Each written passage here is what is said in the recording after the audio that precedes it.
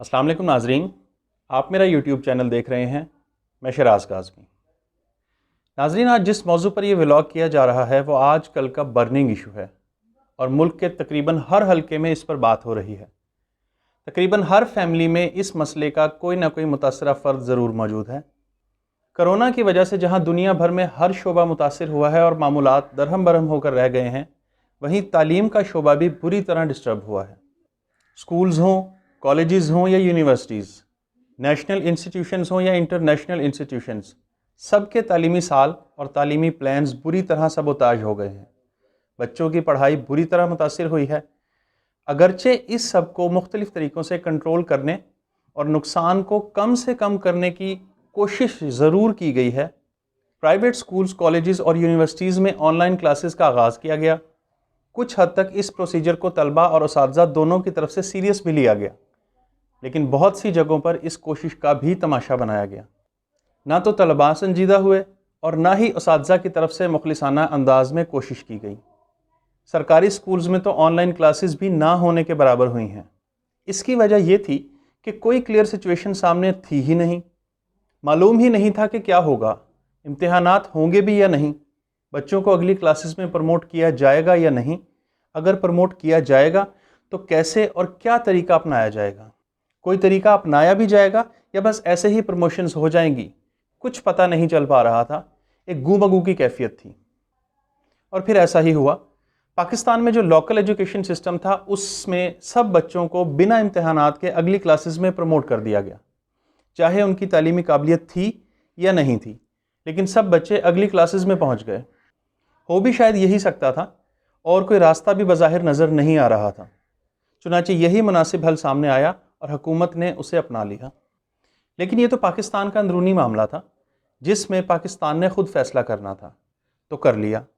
معاملہ وہاں زیادہ خراب ہوا جہاں بچے انٹرنیشنل ایجوکیشن سسٹمز کے مطابق تعلیم حاصل کر رہے تھے، جیسا کہ Cambridge educational system, A levels اور او لیولز وغیرہ، اس کے علاوہ انٹرنیشنل یونیورسٹیز وغیرہ۔ وہاں کا سسٹم اور تعلیمی سال پاکستان کے لوکل ایجوکیشن سسٹم سے بالکل مختلف ہے۔ وہاں کی فیصلہ سازی بھی کیمبرج کی اپنی ہے۔ پوری دنیا سے کروڑوں بچے کیمبرج ایجوکیشن سسٹم میں تعلیم حاصل کر رہے ہیں۔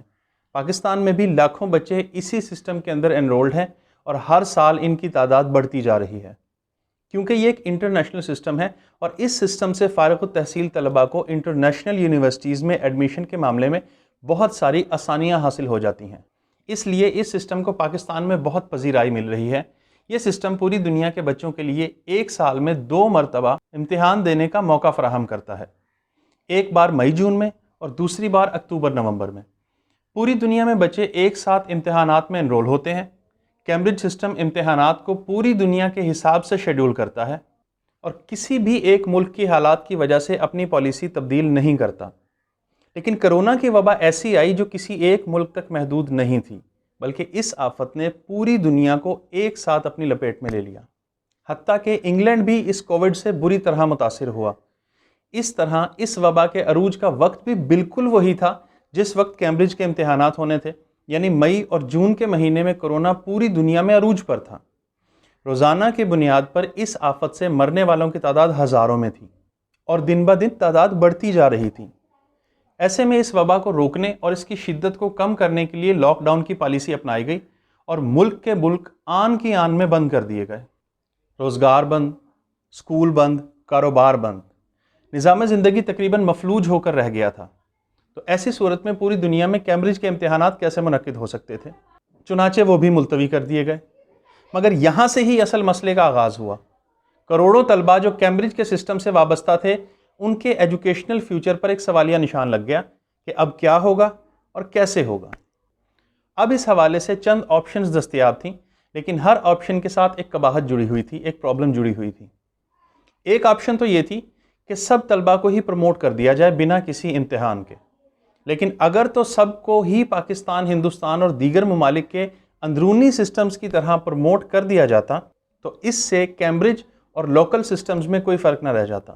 کیمبرج کی کریڈیبلٹی بری طرح متاثر ہوتی، اچھے اور قابل طلباء کے ساتھ ساتھ تعلیمی طور پر کمزور طلباء بھی پاس ہو جاتے اور مستقبل میں یونیورسٹیز پر ایک پریشر آ جاتا نئے ایڈمیشنز کے حوالے سے۔ پھر اس طرح سے سب کو پروموٹ کرنے سے ग्रेडिंग्स का इशू बन जाता कि ग्रेड्स कैसे अलॉट किए जाएं। जाहिर है कि सबको एक ही ग्रेड तो अलॉट नहीं किया जा सकता था, और अगर किया भी जाता तो आगे यूनिवर्सिटीज़ में मेरिट का प्रॉब्लम बन जाता। चुनांचे ये फैसला कैम्ब्रिज अथॉरिटीज़ की तरफ से नहीं लिया गया। दूसरी ऑप्शन ये थी कि इस साल इम्तिहानात की मई जून सीरीज़ को ही कैंसिल कर दिया जाए और सारे तलबा के इम्तिहानात ही अक्टूबर नवंबर सीरीज़ में लिए जाएं। लेकिन इसमें कबाहत ये थी कि कोरोना के इख्तिताम की कोई डेडलाइन तो थी नहीं कि फ़लाँ तारीख तक कोरोना ख़त्म हो जाएगा और उसके बाद इम्तिहानात ज़रूर हो सकेंगे, बल्कि जिस रफ्तार से कोरोना फैल रहा था तो इस बात की उम्मीद भी नहीं थी कि अक्टूबर नवंबर तक हालात इस हद तक कंट्रोल में होंगे कि इम्तिहानात इतने बड़े पैमाने पर मुनक्किद हो सकें। इसलिए ये भी मसला था कि अगर अक्टूबर नवंबर में भी इम्तिहानात मुलतवी करना पड़े तो फिर क्या होगा, तलबा का तो पूरा साल ज़ाया हो जाएगा। चुनांचे इस प्लान को भी जुज़वी तौर पर ड्रॉप किया गया और एक और ऑप्शन मुतारिफ करवाई गई। मैंने जुज़वी तौर पर का लफ्ज़ इसलिए इस्तेमाल किया है कि इस ऑप्शन को मुकम्मल तौर पर ख़त्म नहीं किया गया था, बल्कि तलबा और उनके वालिदैन के लिए ये ऑप्शन दे दी गई थी कि अगर वो मई जून के बजाय अक्टूबर नवंबर में इम्तिहानात देना चाहें तो कैम्ब्रिज उनको ये मौका फराहम कर देगा और उनकी मई जून की एनरोलमेंट को अक्टूबर नवंबर में एडजस्ट किया जाएगा। लेकिन जो बच्चे अक्टूबर नवंबर तक इंतज़ार नहीं कर सकते थे और उन्हें लगता है कि अक्टूबर नवंबर में अगर इम्तिहानात होते हैं तो अगले साल जनवरी में उनका रिज़ल्ट आने की वजह से यूनिवर्सिटीज़ में एडमिशन का वक्त निकल जाएगा और पूरा एक साल ज़ाया होगा, उनके लिए एक और ऑप्शन मुतारिफ करवाई गई। वो ऑप्शन ये थी कि वो तालिब इल्म मई जून सीरीज़ में ही अपने तालीमी इदारे के ज़रिए एक्सपेक्टेड ग्रेड्स के लिए अप्लाई कर सकते हैं। अब ये एक्सपेक्टेड ग्रेड क्या था और ये कैसे हासिल किया जा सकता था? इसका तरीकाकार ये था कि जो तालिब इल्म एक्सपेक्टेड ग्रेड के लिए अप्लाई करना चाहता था, उसका इदारा उसके ओ एंड ए लेवल के पिछले 1-2 सालों के स्कूल बेस्ड इम्तिहानात के रिज़ल्ट कैम्ब्रिज को भेजेगा। ख़ास तौर पर माजी का करीब तरीन इम्तिहान होगा, उसका रिज़ल्ट ज़रूर भिजवाया जाएगा। फिर ऑनलाइन असाइनमेंट्स और कुछ वर्चुअल असाइनमेंट्स की बुनियाद पर उसके मुख्तलिफ मज़ामीन के असातिज़ा उसकी तालीमी काबिलियत को जांच कर उन मज़ामीन में उनका एक मुतवक्का ग्रेड प्रिडिक्ट करेंगे और वो ग्रेड भी कैम्ब्रिज को भिजवाया जाएगा। कैम्ब्रिज इस तालिब इल्म के माजी के रिज़ल्ट्स का जायज़ा लेगा और फिर उन रिज़ल्ट्स को सामने रखते हुए प्रिडिक्टेड ग्रेड्स का एनालिसिस करेगा और इस सारे एनालिसिस की बुनियाद पर कैम्ब्रिज उस तालिब इल्म को एक ग्रेड अलॉट कर देगा जो कि मुतवक्का तौर पर उन तमाम पुराने रिज़ल्ट्स और प्रिडिक्टेड ग्रेड्स की एक एवरेज होगा। और अगर कैम्ब्रिज को प्रिडिक्टेड ग्रेड्स और पुराने रिज़ल्ट्स में कोई बहुत नुमायाँ और हज़म ना होने वाला फ़र्क महसूस हुआ तो वो उस इदारे से बच्चे की काबिलियत के एविडेंस के तौर पर वो असाइनमेंट्स भी तलब कर सकता है जिसकी बुनियाद पर इदारे की तरफ से वो प्रिडिक्टेड ग्रेड अलॉट किया गया था, और फिर इन सब के एक मुकम्मल जायज़े के बाद कैम्ब्रिज ग्रेड अलॉट करेगा। बज़ाहिर ये एक अच्छा तरीका और अच्छा फ़ैसला था, बच्चों का साल ज़ाया होने से भी बच जाता और आगे की तालीमी सरगर्मियाँ भी जारी रह सकती थीं। चुनांचे इस मौके को गनीमत जानते हुए बहुत सारे तलबा ने एक्सपेक्टेड ग्रेड वाली ऑप्शन को मुंतखब किया और इस पर काम शुरू कर दिया गया, मगर इसका रिज़ल्ट ऐसा सामने आया कि यह मामला बजाय खुश उसलूबी के हल होने के मज़ीद पेचीदा होता गया। जब इन एक्सपेक्टेड ग्रेड्स का रिज़ल्ट आया तो हर जगह से इन ग्रेड्स के ख़िलाफ़ आवाज़ें उठनी शुरू हो गईं। सोशल मीडिया पर एक तूफ़ान बरपा हो गया। हर कोई ये कहता नज़र आ रहा था कि कैम्ब्रिज के ये ग्रेड दुरुस्त नहीं हैं। मज़े की बात यह है कि कोई भी ये नहीं कह रहा था कि उसके ग्रेड उसकी तवक्को से ज़्यादा अच्छे आए हैं, बल्कि 90 से 95% से ज़ायद तलबा को ये एतराज़ था कि उसके ग्रेड्स उसकी काबिलियत के मुकाबले में बहुत कम आए हैं और वो इनसे बेहतर ग्रेड्स का हकदार था। अच्छा, यहाँ एक बात ज़िम्नन अर्ज़ करता चलूँ कि तालीमी शोबे से वाबस्तगी की वजह से ये बात मैं समझ सकता हूँ कि बाज़ बच्चों को वाकई उनकी काबिलियत के मुकाबले में और उनके पुराने रिज़ल्ट्स और असाइनमेंट्स की बुनियाद पर कम ग्रेड अलॉट हुए थे। ये ग्रेड्स उनके प्रिडिक्टेड ग्रेड्स से भी कम थे, वो वाकई इससे बेहतर ग्रेड्स के हकदार थे, लेकिन ये भी हकीकत है कि बाज़ बच्चों को इससे फ़ायदा हो गया था और पुराने रिज़ल्ट्स और असाइनमेंट्स काबिल ज़िक्र ना होने के बावजूद और प्रिडिक्टेड ग्रेड्स भी बहुत अच्छे ना होने के बावजूद उनके कैम्ब्रिज के ग्रेड्स ज़्यादा बेहतर आ गए थे और उन ग्रेड्स पर सबको हैरत थी कि ये किस फार्मूले के तहत अलॉट किए गए हैं। इस हवाले से सोशल मीडिया पर बहुत कुछ देखने को मिला। एक तालिब इल्म ने अपने स्कूल बेस्ड ग्रेड्स शेयर किए हुए थे کہ سابقہ امتحانات میں اس کے اسٹریٹ ایز اور اے سٹارز تھے، لیکن کیمبرج نے اس کو سی اور ڈی گریڈ الاٹ کیے تھے۔ اب یہاں واقعی یہ سوال پیدا ہوتا ہے کہ اگر پرانے گریڈز اتنے اچھے ہیں اور امتحانات ہوئے نہیں ہیں بلکہ ان پرانے گریڈز کی بنیاد پر ہی گریڈز الاٹ کیے جانے ہیں، تو اتنے ہائی گریڈز کی بنیاد پر کیمبرج اتنے لو گریڈز کیسے الاٹ کر سکتا ہے؟ کون سا فارمولا استعمال کیا گیا ان کیلکولیشنز کے لیے؟ اور فرض کریں کہ اگر کیمبرج نے کوئی بہت سخت کرائیٹیریا اختیار کیا ہے، تو پھر ان طلباء کے گریڈز کیسے بہتر آئے جن کا اسکول بیسڈ رزلٹ کچھ خاص نہیں تھا؟ یہ ایک بہت ہی عجیب صورتحال تھی۔ چیدہ چیدہ ایسے واقعات بھی سننے میں آئے کہ دو بچوں کے اسکول بیسڈ ایگزامز گریڈ اور ایکسپیکٹڈ گریڈز بالکل ایک جیسے تھے، لیکن کیمبرج کے گریڈ مختلف آئے۔ اس سے کنفیوژن میں مزید اضافہ ہو گیا۔ اب اس صورتحال میں ٹوسٹ تب آیا جب بچوں اور والدین کے سخت ری ایکشن اور دنیا بھر میں اٹھنے والے سوالات نے کیمبرج کی کریڈیبلٹی پر سوال اٹھا دیے۔ ساتھ ہی پاکستان کی حکومت نے بھی کیمبرج انتظامیہ سے رابطہ کیا اور اس طریقہ کار کی وضاحت کے ساتھ ساتھ نظر ثانی کی درخواست بھی کی۔ تو کیمبرج نے یہاں پر یو ٹرن لیا اور کیمبرج انتظامیہ نے ایک اور میٹنگ کال کی اور پھر یہ اناؤنس کیا کہ کیمبرج نے اپنا فیصلہ بدل دیا ہے اور اب کیمبرج ہر طالب علم کو وہ گریڈ الاٹ کرے گا جو اس کے ادارے نے پریڈکٹ کیا ہے۔ اگر کسی بچے کا کیمبرج کا گریڈ اس کے اپنے ادارے کے گریڈ سے کم آیا ہے تو وہ بڑھا دیا جائے گا، اور اگر کسی بچے کا کیمبرج گریڈ اس کے ادارے کے پریڈکٹڈ گریڈ سے بہتر ہے تو اسی کیمبرج گریڈ کو قائم رہنے دیا جائے گا۔ یہ فیصلہ سامنے آتے ہی مزید پینک کی صورتحال پیدا ہو گئی اور ایک دم سے بچوں اور اساتذہ کی طرف سے اسکولز پر پریشر آ گیا۔ ہر کسی کو یہ پریشانی تھی کہ پتہ نہیں اسکول نے اس کا پریڈکٹڈ گریڈ کیا بھیجا ہے، اور پھر اسکولوں پر سوالوں کی بھرمار ہو گئی۔ ہر کسی کو یہ امید تھی کہ جو گریڈ اس کا کیمبرج سے آیا ہے کاش اسکول نے اس سے بہتر گریڈ ہی بھیجا ہو تاکہ فائنل یعنی کیمبرج گریڈ مزید بہتر ہو سکے۔ حیرانی کی بات یہ ہے کہ بہت سے ایسے طلباء جن کے لیے امتحان پاس کرنا بھی مشکل تھا، وہ بھی یہ توقع کر رہے تھے کہ ادارے نے ان کا گریڈ ٹاپ گریڈز کے طور پر بھیجا ہوگا، اور جب گریڈز ان کی مرضی کا نہیں آیا تو الٹا ان بچوں اور والدین نے اداروں پر چڑھائی کر دی کہ اسکول نے ہمارے بچوں سے پتہ نہیں کون سی دشمنی نبھائی ہے، ہمارے بچوں کا مستقبل برباد کر دیا ہے۔ بندہ ان سے یہ پوچھے کہ بھائی کیا آپ کو اپنے بچے کے پرانے رزلٹس دیکھ کر اندازہ نہیں ہوا تھا کہ آپ کا بچہ کتنے پانی میں ہے؟ آپ کیوں ادارے سے ایک 2 نمبر کام کی توقع کر رہے ہیں کہ آپ کے بچے کو انڈیو فیور دی جائے؟ ادارے نے وہی گریڈ پریڈکٹ کرنے تھے جو بچے کا حق بنتا تھا۔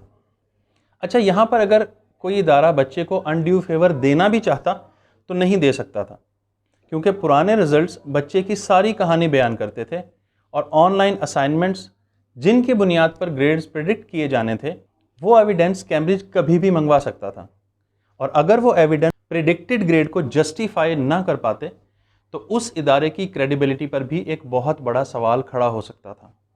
وہ ادارہ کیمبرج کی طرف سے بلیک لسٹ بھی ہو سکتا تھا۔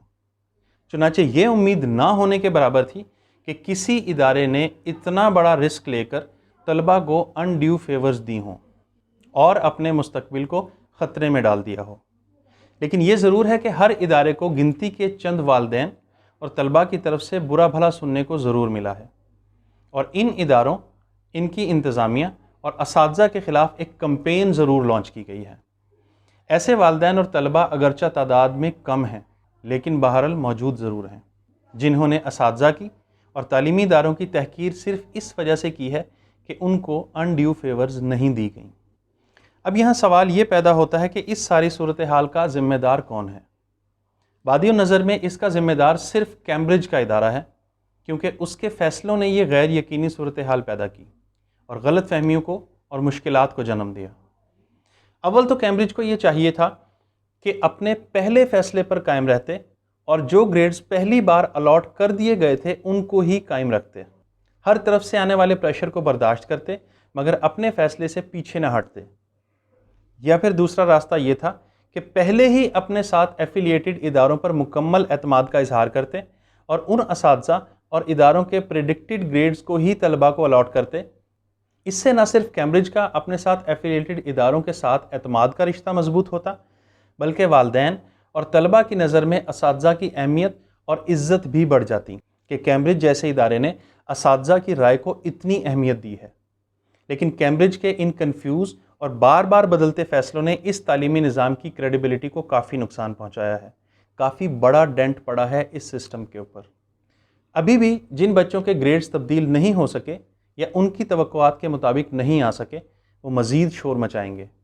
کیمبرج نے اپنے پہلی مرتبہ کے الاٹ کیے ہوئے گریڈز والے فارمولے بھی پبلک نہیں کیے اور جسٹیفائی نہیں کیا کہ اس نے کس طرح وہ گریڈز الاٹ کیے تھے، جن کے نتیجے میں اسکول بیسڈ اچھے گریڈز والے بچوں کا رزلٹ برا اور اسکول بیسڈ برے گریڈز والے بچوں کا رزلٹ بہت اچھا آ گیا۔ یہ فارمولہ تو سمجھ نہیں آیا، لیکن کیمبرج کے یو ٹرن نے اپنے کنفیوز فیصلوں کا سارا ملبہ اب تعلیمی اداروں اور اساتذہ پر شفٹ کر دیا ہے۔ نتیجہ یہ ہے کہ تعلیمی ادارے اور اساتذہ اپنا کام ایمانداری سے کرنے کے باوجود بھی والدین اور طلباء کی بیشنگ کا نشانہ بن رہے ہیں۔ کیمبرج کو اگر اس گریڈنگ پر اٹھتے ہوئے سوالوں کا سلسلہ ختم کرنا ہے تو اس کو 2020 کا گریڈنگ فارمولہ شیئر کرنا ہوگا اور مختلف گریڈز کو اس فارمولے کے ذریعے جسٹیفائی کرنا ہوگا، ورنہ دنیا کے اس بہترین ایجوکیشنل سسٹم پر بھی اعتماد کم ہو جائے گا۔ اب تک کے لیے اتنا ہی۔ اگر آپ کو یہ ویڈیو پسند آئی ہے تو ویڈیو کو لائک کیجیے، چینل کو سبسکرائب کیجیے اور بیل آئیکن کو بھی پریس کیجیے۔ ویڈیو اور چینل کو اپنے دوستوں کے ساتھ شیئر کرنا ہرگز نہ بھولیے گا۔ ملتے ہیں آپ سے انشاءاللہ اگلے ولاگ میں۔